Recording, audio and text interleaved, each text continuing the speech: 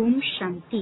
ಇಂದಿನ ಪರಮಾತ್ಮನ ಮಹಾವಾಕ್ಯ ಮುರುಳಿ ದಿನಾಂಕ 29/5/2025.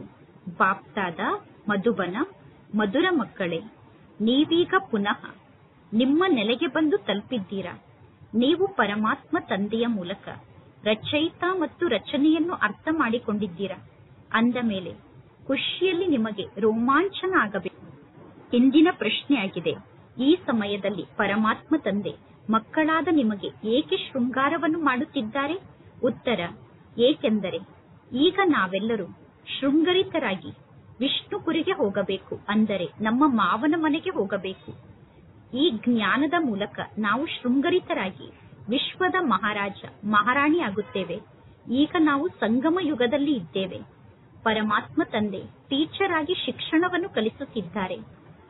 ನಮ್ಮನ್ನು ತವರು ಮನೆಯಿಂದ ಅತ್ತೆಯ ಮನೆಗೆ ಕರೆದುಕೊಂಡು ಹೋಗುವುದಕ್ಕೋಸ್ಕರ ಪರಮಾತ್ಮ ತಂದೆ ಟೀಚರ್ ಆಗಿ ಶಿಕ್ಷಣವನ್ನು ಕಲಿಸುತ್ತಿದ್ದಾರೆ. ಇಂದಿನ ಗೀತೆಯಾಗಿದೆ, ಕೊನೆಗೂ ಆ ದಿನ ಇಂದು ಬಂತು. ಓಂ ಶಾಂತಿ. ಮಧುರಾತಿ ಮಧುರ. ಮಧುರ ಮಕ್ಕಳು, ಮಧುರಾತಿ ಮಧುರ. ಕಳೆದು ಹೋಗಿ ಸಿಕ್ಕಂತಹ ಮಕ್ಕಳು ಗೀತೆಯನ್ನು ಕೇಳಿದಿರಿ ತಾನೆ?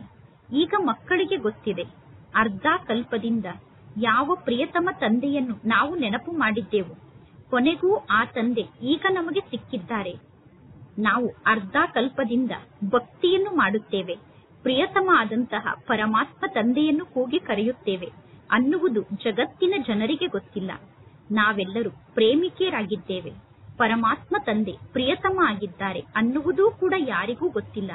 ಪರಮಾತ್ಮ ತಂದೆ ತಿಳಿಸುತ್ತಾರೆ, ರಾವಣ ನಿಮ್ಮನ್ನು ಸಂಪೂರ್ಣ ಕಲ್ಲು ಬುದ್ಧಿಯವರನ್ನಾಗಿ ಮಾಡಿದ್ದಾನೆ, ಅಂದರೆ ತುಚ್ಛ ಬುದ್ಧಿಯವರನ್ನಾಗಿ ಮಾಡಿದ್ದಾನೆ. ಅದರಲ್ಲೂ ವಿಶೇಷವಾಗಿ ಭಾರತದ ನಿವಾಸಿಗಳನ್ನು ರಾವಣ ಕಲ್ಲು ಬುದ್ಧಿಯವರನ್ನಾಗಿ ಮಾಡಿದ್ದಾನೆ. ನೀವೇ ದೇವಿ ದೇವತೆಗಳಾಗಿದ್ದೀರಿ ಅನ್ನುವುದನ್ನು ನೀವು ಮರೆತು ಬಿಟ್ಟಿದ್ದೀರಾ. ಅಂದ ಮೇಲೆ ನೀವು ಕಲ್ಲು ಬುದ್ಧಿಯವರಾದಂತೆ ಆಯಿತು ತಾನೆ? ಸ್ವಯಂನ ಧರ್ಮವನ್ನು ಮರೆಯುವುದು ಅಂದರೆ ಇದು ಕೂಡ ತುಚ್ಛ ಬುದ್ಧಿಯವರ ಕೆಲಸ ಆಗಿದೆ. ಸ್ವಯಂನ ಧರ್ಮವನ್ನೇ ಮರೆತು ಹೋಗುವುದು ಕಲ್ಲು ಬುದ್ಧಿಯವರ ಕೆಲಸ ಆಗಿದೆ. ಈಗ ನಮ್ಮ ಧರ್ಮ ಯಾವುದು ಅನ್ನುವುದು ಕೇವಲ ಮಕ್ಕಳಾದ ನಿಮಗೆ ಗೊತ್ತಿದೆ. ಭಾರತದ ನಿವಾಸಿಗಳಾದ ನೀವೇ ಸ್ವರ್ಗದ ನಿವಾಸಿಗಳಾಗಿದ್ದೀರಿ. ಇದೇ ಭಾರತ ಸ್ವರ್ಗ ಆಗಿತ್ತು. ಭಾರತ ಮೊದಲು ಸ್ವರ್ಗ ಆಗಿತ್ತು. ಸ್ವರ್ಗ ಇದ್ದು ಹೋಗಿ ಸ್ವಲ್ಪೇ ಸಮಯ ಆಗಿದೆ. 1250 ವರ್ಷದವರೆಗೂ ಸತ್ಯುಗ ಇತ್ತು. ನಂತರ 1250 ವರ್ಷದವರೆಗೂ ರಾಮರಾಜ್ಯ ನಡೆಯಿತು. ಆ ಸಮಯದಲ್ಲಿ ಅಪಾರ ಸುಖ ಇತ್ತು.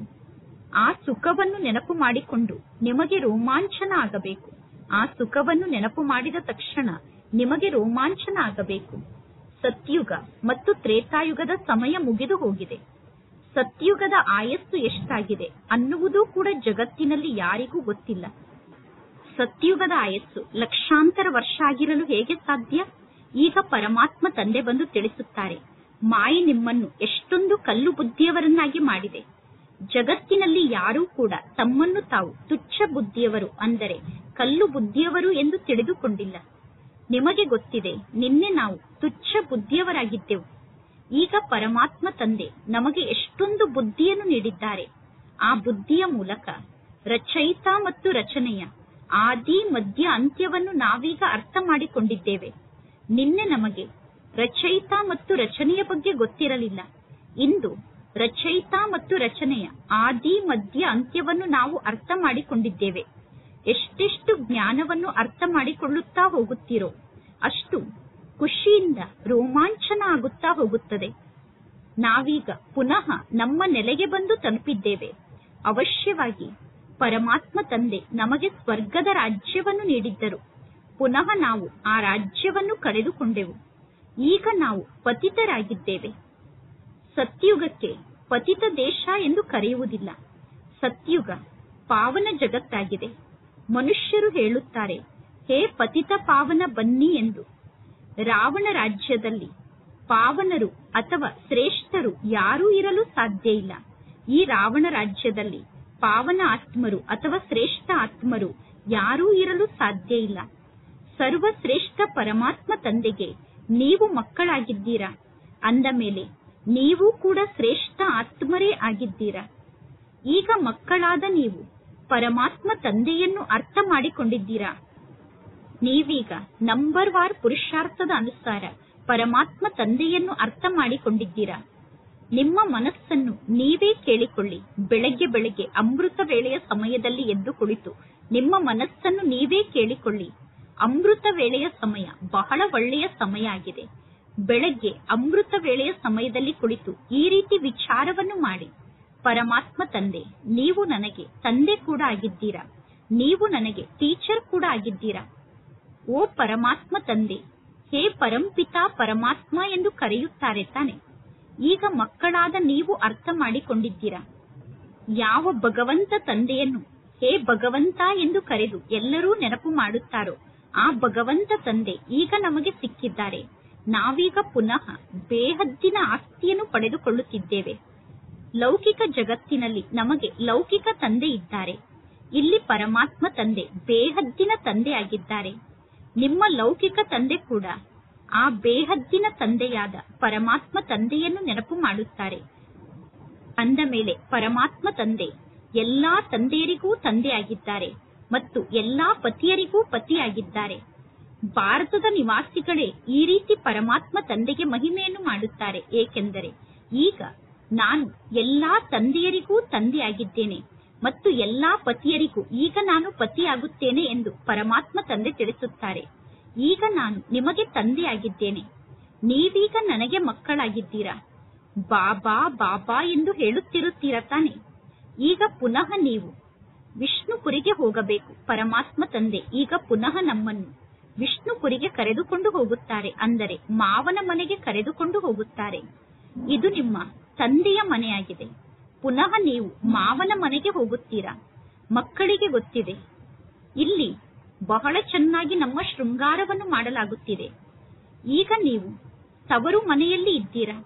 ಇಲ್ಲಿ ನಿಮಗೆ ಶಿಕ್ಷಣವನ್ನು ಕಲಿಸಲಾಗುತ್ತದೆ. ನೀವು ಈ ಜ್ಞಾನದ ಮೂಲಕ ಶೃಂಗರಿತರಾಗಿ ವಿಶ್ವದ ಮಹಾರಾಜ ಮಹಾರಾಣಿ ಆಗುತ್ತೀರಾ.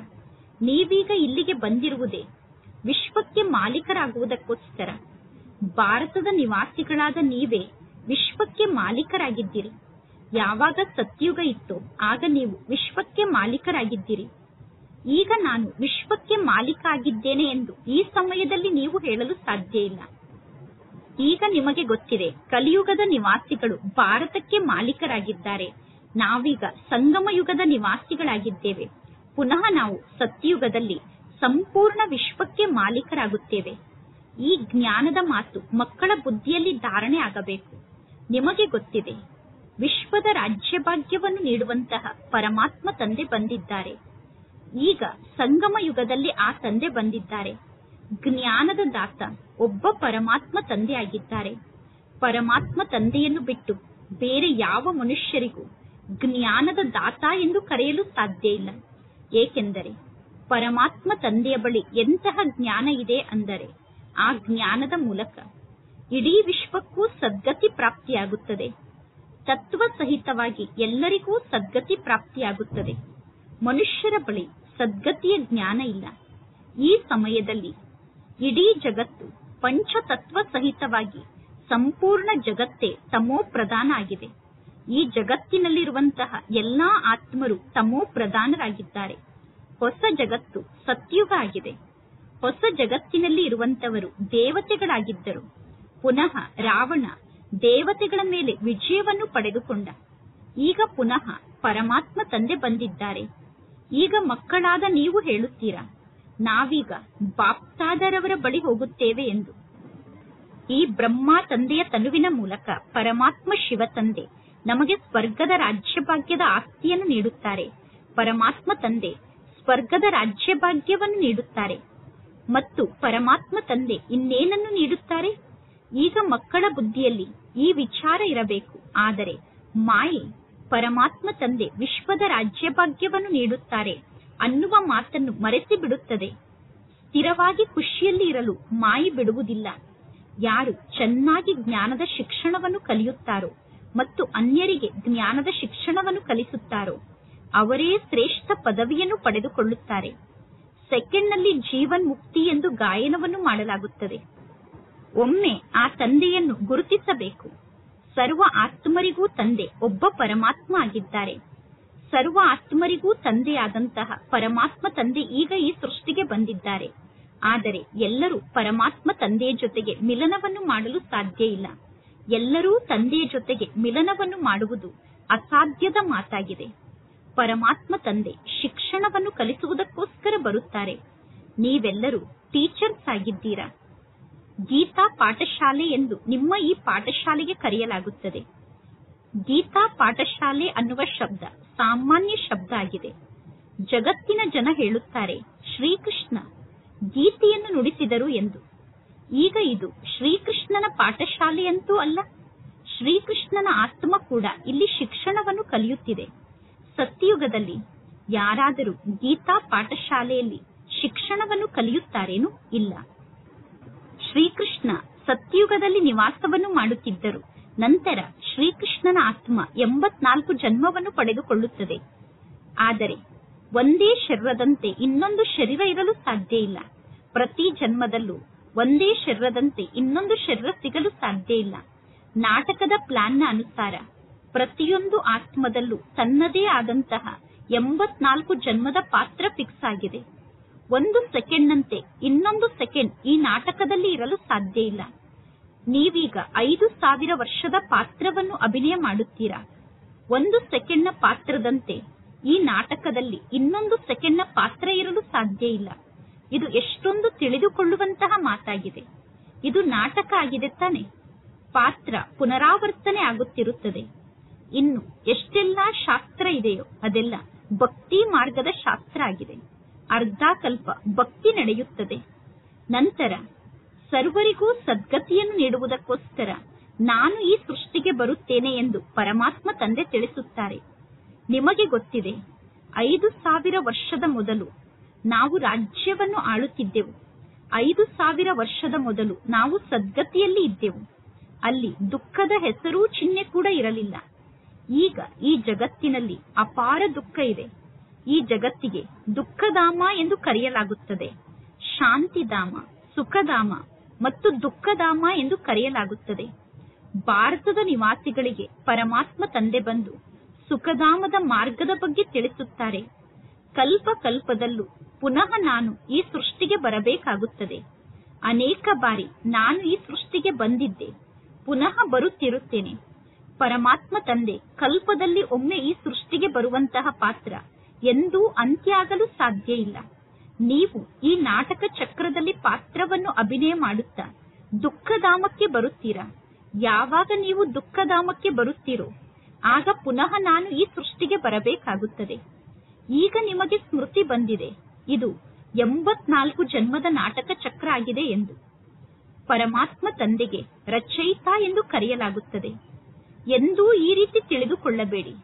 ಪರಮಾತ್ಮ ತಂದೆ ನಾಟಕದ ರಚಯಿತ ಆಗಿದ್ದಾರೆ ಎಂದು ತಿಳಿದುಕೊಳ್ಳಬೇಡಿ. ರಚಯಿತ ಅಂದರೆ ಪರಮಾತ್ಮ ತಂದೆ ಈ ಸಮಯದಲ್ಲಿ ಬಂದು ಸತ್ಯುಗದ ರಚನೆಯನ್ನು ಮಾಡುತ್ತಾರೆ. ಸತ್ಯಯುಗದಲ್ಲಿ ಈ ಲಕ್ಷ್ಮೀನಾರಾಯಣರ ರಾಜ್ಯ ಇತ್ತು. ನಂತರ ಈ ಲಕ್ಷ್ಮೀನಾರಾಯಣರು ರಾಜ್ಯವನ್ನು ಕಳೆದುಕೊಂಡರು. ಪುನಃ ಅದೇ ದೇವಾತ್ಮರಿಗೆ ಇಲ್ಲಿ ಕುಳಿತು ಪರಮಾತ್ಮ ತಂದೆ ಶಿಕ್ಷಣವನ್ನು ಕಲಿಸುತ್ತಿದ್ದಾರೆ. ಮಕ್ಕಳನ್ನು ಪರಮಾತ್ಮ ತಂದೆ ದತ್ತು ತೆಗೆದುಕೊಳ್ಳುತ್ತಾರೆ. ನೀವು ನನಗೆ ಮಕ್ಕಳಾಗಿದ್ದೀರಾ. ಇಲ್ಲಿ ನಿಮಗೆ ಯಾವುದೇ ಸಾಧು ಸಂತರು ಶಿಕ್ಷಣವನ್ನು ಕಲಿಸುತ್ತಿಲ್ಲ. ಶಿಕ್ಷಣವನ್ನು ಕಲಿಸುವಂತವರು ಒಬ್ಬ ಪರಮಾತ್ಮ ತಂದೆಯಾಗಿದ್ದಾರೆ. ಆ ಪರಮಾತ್ಮ ತಂದೆಯನ್ನು ಎಲ್ಲರೂ ನೆನಪು ಮಾಡುತ್ತಾರೆ. ಪರಮಾತ್ಮ ತಂದೆಯನ್ನು ಎಲ್ಲರೂ ನೆನಪು ಮಾಡುತ್ತಾರೆ ಅಂದ ಮೇಲೆ ಅವಶ್ಯವಾಗಿ ಪರಮಾತ್ಮ ತಂದೆ ಯಾವುದೋ ಸಮಯದಲ್ಲಿ ಬರುತ್ತಾರೆ ತಾನೆ. ಯಾವ ಪರಮಾತ್ಮ ತಂದೆಯನ್ನು ಎಲ್ಲರೂ ನೆನಪು ಮಾಡುತ್ತಾರೋ ಆ ತಂದೆ ಯಾವುದೋ ಒಂದು ಸಮಯದಲ್ಲಿ ಅವಶ್ಯವಾಗಿ ಈ ಸೃಷ್ಟಿಗೆ ಬರುತ್ತಾರೆ ತಾನೆ. ಪರಮಾತ್ಮ ತಂದೆಯನ್ನು ಏಕೆ ನೆನಪು ಮಾಡುತ್ತೇವೆ ಅನ್ನುವುದೂ ಕೂಡ ಯಾರಿಗೂ ಗೊತ್ತಿಲ್ಲ. ಅಂದ ಮೇಲೆ ಅವಶ್ಯವಾಗಿ ಪತಿತ ಪಾವನ ಆದಂತಹ ಪರಮಾತ್ಮ ತಂದೆ ಈ ಸೃಷ್ಟಿಗೆ ಬರುತ್ತಾರೆ. ಯೇಸು ಕ್ರಿಸ್ತನಿಗೆ ಪುನಃ ಬನ್ನಿ ಎಂದು ಯಾರೂ ಕರೆಯುವುದಿಲ್ಲ. ಕ್ರೈಸ್ತನ ಆತ್ಮ ಹೋಗಿ ಪರಮಧಾಮದಲ್ಲಿ ಲೀನ ಆಯಿತು ಎಂದು ಎಲ್ಲರೂ ತಿಳಿದುಕೊಂಡಿದ್ದಾರೆ. ಅಂದ ಮೇಲೆ ಪುನಃ ಆ ಆತ್ಮ ಬರುವ ಮಾತೇ ಇಲ್ಲ ಎಂದು ತಿಳಿದುಕೊಂಡಿದ್ದಾರೆ. ಪತಿತ ಪಾವನ ಪರಮಾತ್ಮ ತಂದೆಯನ್ನು ಪುನಃ ಎಲ್ಲರೂ ನೆನಪು ಮಾಡುತ್ತಾರೆ. ಪರಮಾತ್ಮ ತಂದೆ ಆತ್ಮರಾದ ನಮಗೆ ಪುನಃ ನೀವು ಆಸ್ತಿಯನ್ನು ನೀಡಿ ಎಂದು. ಈಗ ಮಕ್ಕಳಾದ ನಿಮಗೆ ಸ್ಮೃತಿ ಬಂದಿದೆ, ಈಗ ಪುನಃ ಪರಮಾತ್ಮ ತಂದೆ ಬಂದಿದ್ದಾರೆ ಎಂದು. ಪರಮಾತ್ಮ ತಂದೆ ಹೊಸ ಜಗತ್ತನ್ನು ಸ್ಥಾಪನೆ ಮಾಡುತ್ತಾರೆ. ಆ ಧರ್ಮ ಸ್ಥಾಪಕರು ಪುನಃ ತಮ್ಮ ಸಮಯಕ್ಕೆ ಸರಿಯಾಗಿ ರಜೋ ಸ್ಥಿತಿಯ ಸಮಯದಲ್ಲಿ ಅಥವಾ ತಮೋ ಸ್ಥಿತಿಯ ಸಮಯದಲ್ಲಿ ಈ ಸೃಷ್ಟಿಗೆ ಬರುತ್ತಾರೆ. ಈಗ ನಿಮಗೆ ಈ ಎಲ್ಲಾ ಜ್ಞಾನದ ಮಾತು ಗೊತ್ತಿದೆ. ನೀವೀಗ ಮಾಸ್ಟರ್ ಜ್ಞಾನ ಸ್ವರೂಪರಾಗುತ್ತೀರಾ. ಒಬ್ಬ ಪರಮಾತ್ಮ ತಂದೆ ಈಗ ಮಕ್ಕಳಾದ ನಿಮಗೆ ಶಿಕ್ಷಣವನ್ನು ಕಲಿಸಿ ನಿಮ್ಮನ್ನು ವಿಶ್ವಕ್ಕೆ ಮಾಲೀಕರನ್ನಾಗಿ ಮಾಡುತ್ತಾರೆ. ಪರಮಾತ್ಮ ತಂದೆ ಸ್ವಯಂ ವಿಶ್ವಕ್ಕೆ ಮಾಲೀಕ ಆಗುವುದಿಲ್ಲ. ಆದ್ದರಿಂದ ಪರಮಾತ್ಮ ತಂದೆಗೆ ನಿಷ್ಕಾಮ ಸೇವಾದಾರಿ ಎಂದು ಕರೆಯಲಾಗುತ್ತದೆ. ಮನುಷ್ಯರು ಹೇಳುತ್ತಾರೆ, ನಾವು ಫಲದ ಇಚ್ಛೆಯನ್ನು ಇಟ್ಟುಕೊಳ್ಳುವುದಿಲ್ಲ, ನಾವು ನಿಷ್ಕಾಮ ಸೇವೆಯನ್ನು ಮಾಡುತ್ತೇವೆ ಎಂದು. ಆದರೆ ನಿಷ್ಕಾಮ ಸೇವೆಯನ್ನು ಈ ಜಗತ್ತಿನಲ್ಲಿ ಯಾವ ಮನುಷ್ಯರೂ ಮಾಡಲು ಸಾಧ್ಯ ಇಲ್ಲ. ಆತ್ಮ ಸಂಸ್ಕಾರವನ್ನು ತೆಗೆದುಕೊಂಡು ಹೋಗುತ್ತದೆ. ಆ ಸಂಸ್ಕಾರಕ್ಕನುಸಾರವಾಗಿ ಆತ್ಮಕ್ಕೆ ಪುನರ್ಜನ್ಮ ಸಿಗುತ್ತದೆ. ಕರ್ಮದ ಫಲ ಅವಶ್ಯವಾಗಿ ಆತ್ಮಕ್ಕೆ ಸಿಗುತ್ತದೆ. ಸನ್ಯಾಸಿಗಳೂ ಕೂಡ ಗೃಹಸ್ಥಿಗಳ ಮನೆಯಲ್ಲಿ ಪುನರ್ಜನ್ಮವನ್ನು ಪಡೆದುಕೊಂಡು ಪುನಃ ತಮ್ಮ ಸಂಸ್ಕಾರಕ್ಕನುಸಾರವಾಗಿ ಸನ್ಯಾಸ ಧರ್ಮಕ್ಕೆ ಹೋಗುತ್ತಾರೆ. ಹೇಗೆ ಪರಮಾತ್ಮ ತಂದೆ ಯುದ್ಧವನ್ನು ಮಾಡುವಂತಹ ಯೋಧರ ಉದಾಹರಣೆಯನ್ನು ನೀಡುತ್ತಾರೆ. ಯೋಧರು ಗೃಹಸ್ಥಿಗಳ ಬಳಿ ಪುನರ್ಜನ್ಮವನ್ನು ಪಡೆದುಕೊಂಡು ಪುನಃ ಯುದ್ಧದ ಮೈದಾನಕ್ಕೆ ಹೋಗಿ ಯುದ್ಧವನ್ನು ಮಾಡಲು ಪ್ರಾರಂಭ ಮಾಡುತ್ತಾರೆ. ಹೇಳಲಾಗುತ್ತದೆ, ಗೀತೆಯಲ್ಲೂ ಕೂಡ ಬರೆದಿದ್ದಾರೆ, ಯಾರು ಯುದ್ಧದ ಮೈದಾನದಲ್ಲಿ ಸಾಯುತ್ತಾರೋ ಅವರು ಸ್ವರ್ಗಕ್ಕೆ ಹೋಗುತ್ತಾರೆ ಎಂದು. ಆದರೆ ಸ್ವರ್ಗಕ್ಕೆ ಹೋಗಲು ಸ್ವರ್ಗದ ಸಮಯ ಕೂಡ ಇರಬೇಕು ತಾನೆ. ಸ್ವರ್ಗದ ಆಯಸ್ಸು ಲಕ್ಷಾಂತರ ವರ್ಷ ಎಂದು ಹೇಳುತ್ತಾರೆ. ಈಗ ನಿಮಗೆ ಗೊತ್ತಿದೆ ಪರಮಾತ್ಮ ತಂದೆ ಯಾವ ಮಾತನ್ನು ತಿಳಿಸುತ್ತಿದ್ದಾರೆ ಮತ್ತು ಗೀತೆಯಲ್ಲಿ ಎಂತಹ ಮಾತನ್ನು ಬರೆಯಲಾಗಿದೆ ಎಂದು. ಜಗತ್ತಿನ ಜನ ಹೇಳುತ್ತಾರೆ, ಭಗವಾನ್ ವಾಚಾಗಿದೆ, ನಾನು ಸರ್ವವ್ಯಾಪಿ ಆಗಿದ್ದೇನೆ ಎಂದು. ಅಂದರೆ ಪರಮಾತ್ಮ ತಂದೆ ನಾನು ಸರ್ವವ್ಯಾಪಿ ಎಂದು ಹೇಳುತ್ತಾರೆ ಎಂದು ಜನ ಹೇಳುತ್ತಾರೆ. ಪರಮಾತ್ಮ ತಂದೆ ತಿಳಿಸುತ್ತಾರೆ, ನಾನು ಈ ರೀತಿ ಸ್ವಯಂಗೆ ಹೇಗೆ ನಿಂದನೆಯನ್ನು ಮಾಡಿಕೊಳ್ಳಲಿ. ಪುನಃ ನಾನು ಸರ್ವವ್ಯಾಪಿ ಆಗಿದ್ದೇನೆ ಎಂದು ನಾನು ಹೇಳಿದರೆ, ನಾಯಿ ಬೆಕ್ಕು ಎಲ್ಲದರಲ್ಲೂ ನಾನಿದ್ದೇನೆ ಎಂದು ನಾನು ಸ್ವಯಂ ಹೇಳಿಕೊಂಡಂತೆ ನೀವು ನನಗೆ ಜ್ಞಾನದ ಸಾಗರ ಎಂದು ಕರೆಯುತ್ತೀರಾ. ಅಂದ ಮೇಲೆ ಪುನಃ ನಾನು ಸರ್ವವ್ಯಾಪಿ ಎಂದು ಸ್ವಯಂನ ಬಗ್ಗೆ ಹೇಗೆ ಹೇಳಿಕೊಳ್ಳಲು ಸಾಧ್ಯ. ಇದೆಲ್ಲ ಎಷ್ಟೊಂದು ಅಸತ್ಯ ಮಾತಾಗಿದೆ. ಯಾರ ಬುದ್ಧಿಯಲ್ಲೂ ಸ್ವಲ್ಪ ಕೂಡ ಜ್ಞಾನ ಇಲ್ಲ. ಸನ್ಯಾಸಿಗಳಿಗೆ ಜಗತ್ತಿನಲ್ಲಿ ಎಷ್ಟೊಂದು ಗೌರವ ಇದೆ, ಏಕೆಂದರೆ ಸನ್ಯಾಸಿಗಳು ಪವಿತ್ರರಾಗಿದ್ದಾರೆ. ಸತ್ಯುಗದಲ್ಲಿ ಯಾವ ಗುರುಗಳೂ ಕೂಡ ಇರುವುದಿಲ್ಲ. ಈ ಕಲಿಯುಗದಲ್ಲಿ ಪತ್ನಿಗೆ ಹೇಳುತ್ತಾರೆ, ನಿಮ್ಮ ಪತಿ ನಿಮಗೆ ಗುರು ಆಗಿದ್ದಾರೆ, ನಿಮ್ಮ ಪತಿ ನಿಮಗೆ ಈಶ್ವರ ಆಗಿದ್ದಾರೆ, ಬೇರೆ ಯಾರಿಗೂ ನೀವು ಗುರು ಎಂದು ಕರೆಯಬಾರದು ಎಂದು ಪತ್ನಿಗೆ ಹೇಳಿಕೊಡುತ್ತಾರೆ. ಆದರೆ ಯಾವಾಗ ಭಕ್ತಿ ಸತೋ ಪ್ರಧಾನ ಆಗಿತ್ತೋ ಆಗ ಪತ್ನಿಯರಿಗೆ ಪತಿ ನಿಮ್ಮ ಗುರು ಆಗಿದ್ದಾರೆ ಎಂದು ತಿಳಿಸಲಾಗುತ್ತಿತ್ತು. ಸತ್ಯುಗದಲ್ಲಿ ಗುರುಗಳು ಇರಲಿಲ್ಲ. ಭಕ್ತಿ ಮಾರ್ಗದ ಪ್ರಾರಂಭದ ಸಮಯದಲ್ಲೂ ಕೂಡ ಗುರುಗಳು ಇರುವುದಿಲ್ಲ. ಆ ಸಮಯದಲ್ಲಿ ಪತಿಯೇ ಸರ್ವಸ್ವ ಆಗಿರುತ್ತಾರೆ. ಪತಿಗೆ ಗುರು ಎಂದು ಕರೆಯುವುದಿಲ್ಲ. ಈ ಎಲ್ಲಾ ಜ್ಞಾನದ ಮಾತು ಈಗ ನಿಮಗೆ ಗೊತ್ತಿದೆ. ಕೆಲವು ಮನುಷ್ಯರು ಬ್ರಹ್ಮ ಕುಮಾರ್ ಬ್ರಹ್ಮ ಕುಮಾರಿ ಅನ್ನುವ ಹೆಸರನ್ನು ಕೇಳಿ ಭಯ ಪಡುತ್ತಾರೆ. ಏಕೆಂದರೆ ಅವರು ತಿಳಿದುಕೊಂಡಿದ್ದಾರೆ, ಈ ಬ್ರಹ್ಮ ಕುಮಾರ್ ಬ್ರಹ್ಮ ಕುಮಾರಿಯರು ನಮ್ಮನ್ನು ಸೋದರ ಸೋದರಿಯರನ್ನಾಗಿ ಮಾಡುತ್ತಾರೆ ಎಂದು. ಅರೆ, ಪ್ರಜಾಪಿತ ಬ್ರಹ್ಮನಿಗೆ ಮಕ್ಕಳಾಗುವುದು ಒಳ್ಳೆಯದೇ ತಾನೆ. ಬ್ರಹ್ಮ ಕುಮಾರ್ ಬ್ರಹ್ಮ ಕುಮಾರಿಯರೇ ಸ್ವರ್ಗದ ಆಸ್ತಿಯನ್ನು ಪಡೆದುಕೊಳ್ಳುತ್ತಾರೆ. ಈಗ ನೀವು ಕೂಡ ಸ್ವರ್ಗದ ಆಸ್ತಿಯನ್ನು ಪಡೆದುಕೊಳ್ಳುತ್ತಿದ್ದೀರಾ. ನೀವೀಗ ಬ್ರಹ್ಮ ಕುಮಾರ್ ಬ್ರಹ್ಮ ಕುಮಾರಿ ಆಗಿದ್ದೀರಾ. ಬ್ರಹ್ಮ ಕುಮಾರ್ ಮತ್ತು ಬ್ರಹ್ಮ ಕುಮಾರಿ ಇಬ್ಬರೂ ಹೇಳುತ್ತಾರೆ, ನಾವು ಸೋದರ ಸೋದರಿಯರಾಗಿದ್ದೇವೆ. ಬ್ರಹ್ಮ ಕುಮಾರ್ ಬ್ರಹ್ಮ ಕುಮಾರಿಯರು ಸ್ವಯಂ ಅನ್ನು ಸೋದರ ಸೋದರಿಯರು ಎಂದು ತಿಳಿದುಕೊಂಡಾಗ ಶರೀರದ ಅಭಿಮಾನದ ದುರ್ವಾಸನೆ ಸಮಾಪ್ತಿಯಾಗುತ್ತದೆ, ವಿಕಾರದ ದುರ್ವಾಸನೆ ಸಮಾಪ್ತಿಯಾಗುತ್ತದೆ. ಒಬ್ಬ ಪರಮಾತ್ಮ ತಂದೆಗೆ ಮಕ್ಕಳಾದ ನಾವೆಲ್ಲರೂ ಸೋದರ ಸೋದರಿಯರಾಗಿದ್ದೇವೆ. ಅಂದ ಮೇಲೆ ನಾವು ಹೇಗೆ ವಿಕಾರಕ್ಕೆ ವಶ ಆಗಲು ಸಾಧ್ಯ.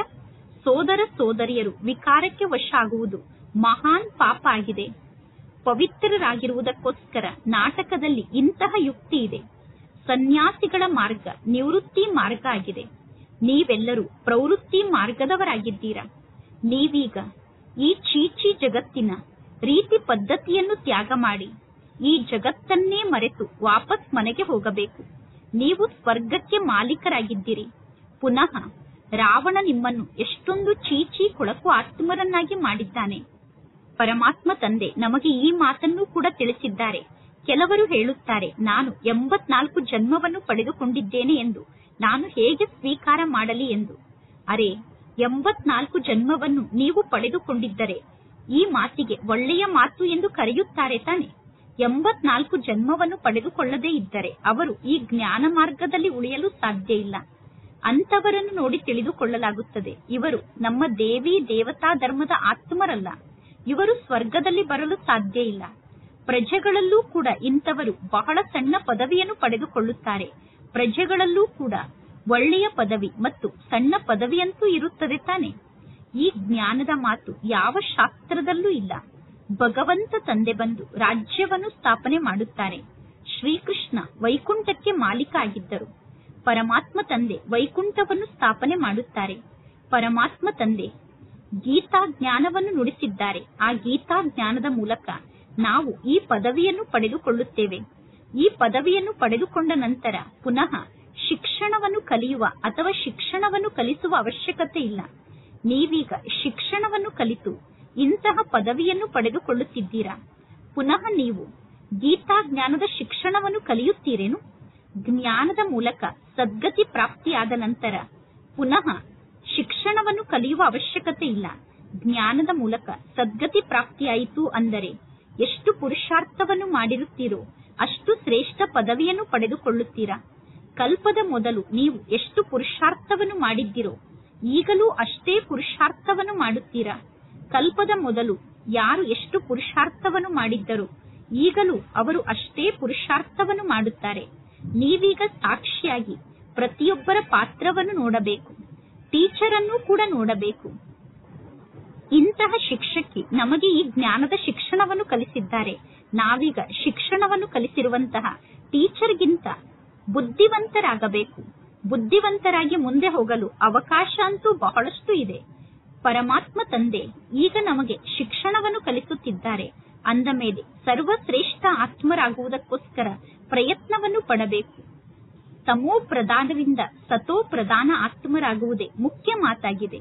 ಇದೆಲ್ಲ ಅರ್ಥ ಮಾಡಿಕೊಳ್ಳುವಂತಹ ಜ್ಞಾನದ ಮಾತಾಗಿದೆ. ಗೃಹಸ್ಥ ವ್ಯವಹಾರದಲ್ಲೇ ಇರಬೇಕು. ಪರಮಾತ್ಮ ತಂದೆಯನ್ನು ನೆನಪು ಮಾಡಬೇಕು. ಆಗ ನೀವು ಪಾವನ ಆತ್ಮರಾಗುತ್ತೀರಾ. ಈ ಸಮಯದಲ್ಲಿ ಇಲ್ಲಿ ಎಲ್ಲರೂ ಪತಿತರಾಗಿದ್ದಾರೆ. ಈ ಜಗತ್ತಿನಲ್ಲಿ ಅಪಾರ ದುಃಖ ಇದೆ. ಸುಖದ ರಾಜ್ಯ ಯಾವಾಗ ಇತ್ತು ಅನ್ನುವುದು ಯಾರಿಗೂ ಗೊತ್ತಿಲ್ಲ. ದುಃಖದಲ್ಲಿ ಎಲ್ಲರೂ ಹೇ ಭಗವಂತ, ಹೇ ರಾಮ ಎಂದು ಕರೆಯುತ್ತಾರೆ. ದುಃಖ ಇದ್ದಾಗ ಎಲ್ಲರೂ ಹೇಳುತ್ತಾರೆ, ಹೇ ಭಗವಂತ, ಹೇ ರಾಮ, ಇಂತಹ ದುಃಖವನ್ನು ನೀವು ನನಗೆ ಏಕೆ ನೀಡಿದಿರಿ ಎಂದು. ಈಗ ಭಗವಂತ ತಂದೆಯಂತೂ ಯಾರಿಗೂ ದುಃಖವನ್ನು ನೀಡುವುದಿಲ್ಲ. ರಾವಣ ದುಃಖವನ್ನು ನೀಡುತ್ತಾನೆ. ಈಗ ನಿಮಗೆ ಗೊತ್ತಿದೆ, ನಮ್ಮ ರಾಜ್ಯ ಇದ್ದಾಗ ಬೇರೆ ಯಾವ ಧರ್ಮವೂ ಇರುವುದಿಲ್ಲ. ಪುನಃ ನಂತರ ಅನ್ಯ ಧರ್ಮದವರು ಬರುತ್ತಾರೆ. ಬಲೆ ನೀವು ಎಲ್ಲಿಗಾದರೂ ಹೋಗಿ, ಈ ಶಿಕ್ಷಣ ಅಂತೂ ನಿಮ್ಮ ಜೊತೆಗಿದೆ. ಮನ್ಮನಾಭವ ಅನ್ನುವ ಗುರಿ ನಿಮಗೆ ಪ್ರಾಪ್ತಿಯಾಗಿದೆ. ಪರಮಾತ್ಮ ತಂದೆಯನ್ನು ನೀವೀಗ ನೆನಪು ಮಾಡಿ. ತಂದೆಯ ಮೂಲಕ ನಾವು ಸ್ವರ್ಗದ ಆಸ್ತಿಯನ್ನು ಪಡೆದುಕೊಳ್ಳುತ್ತಿದ್ದೇವೆ. ತಂದೆಯ ಮೂಲಕ ಸ್ವರ್ಗದ ಆಸ್ತಿ ಸಿಗುತ್ತದೆ ಅನ್ನುವುದನ್ನು ನೆನಪು ಮಾಡಲು ನಿಮಗೆ ಸಾಧ್ಯ ಆಗುವುದಿಲ್ಲ ಏನು? ಇಲ್ಲಿ ನೀವು ಪಕ್ಕಾ ರೂಪದಲ್ಲಿ ನೆನಪನ್ನು ಮಾಡಬೇಕು. ನೆನಪು ಪಕ್ಕಾ ಆಗಿರಬೇಕು. ಆಗ ಪುನಃ ಅಂತಮತಿ ಸೋಗತಿ ಆಗುತ್ತದೆ. ಅಂದರೆ ಪರಮಾತ್ಮ ತಂದೆಯ ನೆನಪಿನಲ್ಲಿ ಶರೀರವನ್ನು ತ್ಯಾಗ ಮಾಡಿದರೆ ಶ್ರೇಷ್ಠ ಗತಿ ಪ್ರಾಪ್ತಿಯಾಗುತ್ತದೆ. ಒಳ್ಳೆಯದು. ಮಧುರಾತಿ ಮಧುರ ಅಗಲಿ ಹೋಗಿ ಮರಳಿ ಸಿಕ್ಕಿರುವ ಮಕ್ಕಳ ಪ್ರತಿ ಮಾತ್ಪಿತಾ ಬಾಪ್ತಾದರವರ ನೆನಪು, ಪ್ರೀತಿ ಹಾಗೂ ಸುಪ್ರಭಾತ. ಆತ್ಮಿಕ ಮಕ್ಕಳಿಗೆ ಆತ್ಮಿಕ ತಂದೆಯ ನಮಸ್ತೆ. ಆತ್ಮಿಕ ತಂದೆಗೆ ಆತ್ಮಿಕ ಮಕ್ಕಳ ನೆನಪು, ಪ್ರೀತಿ ಹಾಗೂ ನಮಸ್ತೆ ನಮಸ್ತೆ ನಮಸ್ತೆ. ಧಾರಣೆಗೋಸ್ಕರ ಮುಖ್ಯ ಸಾರ.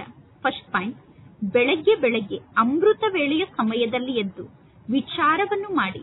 ಪರಮಾತ್ಮ ತಂದೆ ನನಗೆ ತಂದೆಯಾಗಿದ್ದಾರೆ, ಟೀಚರ್ ಆಗಿದ್ದಾರೆ. ಈಗ ಜ್ಞಾನ ರತ್ನದಿಂದ ನನ್ನ ಶೃಂಗಾರವನ್ನು ಮಾಡುವುದಕ್ಕೋಸ್ಕರ ಪರಮಾತ್ಮ ತಂದೆ ಬಂದಿದ್ದಾರೆ. ಪರಮಾತ್ಮ ತಂದೆ ತಂದೆಯರಿಗೆ ತಂದೆಯಾಗಿದ್ದಾರೆ. ಪರಮಾತ್ಮ ತಂದೆ ಪತಿಯರಿಗೆ ಪತಿಯಾಗಿದ್ದಾರೆ. ಈ ರೀತಿ ವಿಚಾರವನ್ನು ಮಾಡಿ ಅಪಾರ ಖುಷಿಯ ಅನುಭವವನ್ನು ಮಾಡಬೇಕು. ಸೆಕೆಂಡ್ ಪಾಯಿಂಟ್, ಪ್ರತಿಯೊಬ್ಬರ ಪುರುಷಾರ್ಥವನ್ನು ಸಾಕ್ಷಿಯಾಗಿ ನೋಡಬೇಕು.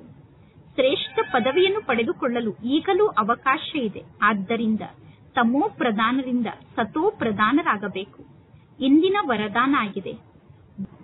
ನಿರ್ವಿಕಾರಿ ಸ್ಥಿತಿಯ ಶಕ್ತಿಯ ಮೂಲಕ ಸೂಕ್ಷ್ಮವತನ ಅಥವಾ 3 ಲೋಕದ ಅನುಭವವನ್ನು ಮಾಡುವಂತಹ ಶ್ರೇಷ್ಠ ಭಾಗ್ಯಶಾಲಿಗಳಾಗಿ. ಯಾವ ಮಕ್ಕಳ ಬಳಿ ನಿರ್ವಿಕಾರಿ ಸ್ಥಿತಿಯ ಶಕ್ತಿ ಇದೆಯೋ ಆ ಮಕ್ಕಳ ಬುದ್ಧಿಯೋಗ ಸಂಪೂರ್ಣ ರಿಫೈನ್ ಆಗಿರುತ್ತದೆ. ಇಂತಹ ಭಾಗ್ಯಶಾಲಿ ಮಕ್ಕಳು ಸಹಜವಾಗಿ 3 ಲೋಕದ ಯಾತ್ರೆಯನ್ನು ಮಾಡಲು ಸಾಧ್ಯ. ನಿಮ್ಮ ಸಂಕಲ್ಪ ಹೋಗಿ ಸೂಕ್ಷ್ಮವತನಕ್ಕೆ ತಲುಪಬೇಕು ಅಂದರೆ ಸರ್ವ ಸಂಬಂಧದ ಸಾರವುಳ್ಳಂತಹ ಸೂಕ್ಷ್ಮ ನೆನಪಿನಲ್ಲಿ ಸ್ಥಿತ ಆಗಬೇಕು. ಇದು ಬಹಳಷ್ಟು ಶಕ್ತಿಶಾಲಿ ಆದಂತಹ ವೈರ್ ಆಗಿದೆ. ಸರ್ವ ಸಂಬಂಧ ಅನ್ನುವ ಸೂಕ್ಷ್ಮ ನೆನಪಿನ ವೈರ್ನ ಮಧ್ಯದಲ್ಲಿ ಮಾಯೆ ಹಸ್ತಕ್ಷೇಪವನ್ನು ಮಾಡಲು ಸಾಧ್ಯ ಇಲ್ಲ. ಅಂದ ಮೇಲೆ ಸೂಕ್ಷ್ಮವತನದ ಸೌಂದರ್ಯದ ಅನುಭವವನ್ನು ಮಾಡುವುದಕ್ಕೋಸ್ಕರ ಸ್ವಯಂ ಅನ್ನು ನಿರ್ವಿಕಾರಿ ಸ್ಥಿತಿಯಲ್ಲಿ ಸ್ಥಿತ ಮಾಡಿಕೊಂಡು ನಿರ್ವಿಕಾರಿ ಶಕ್ತಿಯಿಂದ ಸಂಪನ್ನ ಆಗಿ. ಇಂದಿನ ಸ್ಲೋಗನ್ ಆಗಿದೆ, ಯಾವುದೇ ವ್ಯಕ್ತಿ ವಸ್ತು ಅಥವಾ ವೈಭವಕ್ಕೆ ಆಕರ್ಷಿತರಾಗುವುದು ಅಂದರೆ ಜೊತೆಗಾರ ಆದಂತಹ ಪರಮಾತ್ಮ ತಂದೆಗೆ ಸಂಕಲ್ಪದಲ್ಲಿ ಡೈವರ್ಸ್ ಅನ್ನು ಕೊಡುವುದಾಗಿದೆ. ಆದ್ದರಿಂದ ಯಾವುದೇ ವ್ಯಕ್ತಿ ವಸ್ತು ವೈಭವಕ್ಕೆ ಆಕರ್ಷಿತರಾಗಬಾರದು.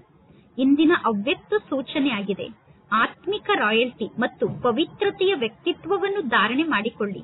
ಪವಿತ್ರತೆ ಸಂಗಮ ಯುಗದ ಬ್ರಾಹ್ಮಣರ ಮಹಾನ್ ಜೀವನದ ಮಹಾನತೆ ಆಗಿದೆ. ಪವಿತ್ರತೆ ಬ್ರಾಹ್ಮಣ ಜೀವನದ ಶ್ರೇಷ್ಠ ಶೃಂಗಾರ ಆಗಿದೆ. ಹೇಗೆ ಸ್ಥೂಲ ಶರೀರದಲ್ಲಿ ವಿಶೇಷವಾಗಿ ಉಸಿರಾಟ ನಡೆಯುವ ಅವಶ್ಯಕತೆ ಇದೆ, ಶ್ವಾಸ ನಡೆಯುವಂತಹ ಅವಶ್ಯಕತೆ ಇದೆ. ಶ್ವಾಸ ಇಲ್ಲ ಅಂದರೆ ಜೀವನವೇ ಇಲ್ಲ. ಅದೇ ರೀತಿ ಬ್ರಾಹ್ಮಣ ಜೀವನದ ಉಸಿರು ಅಥವಾ ಶ್ವಾಸ ಅಂದರೆ ಪವಿತ್ರತೆ ಆಗಿದೆ. 21 ಜನ್ಮದ ಪದವಿಗೆ ಆಧಾರ ಅಂದರೆ ಫೌಂಡೇಶನ್ ಪವಿತ್ರತೆ ಆಗಿದೆ. 21 ಜನ್ಮದ ಪದವಿಗೆ ಆಧಾರ ಪವಿತ್ರತೆ ಆಗಿದೆ. 21 ಜನ್ಮದ ಫೌಂಡೇಶನ್ ಪವಿತ್ರತೆ ಆಗಿದೆ. ಒಳ್ಳೆಯದು. ಓಂ ಶಾಂತಿ.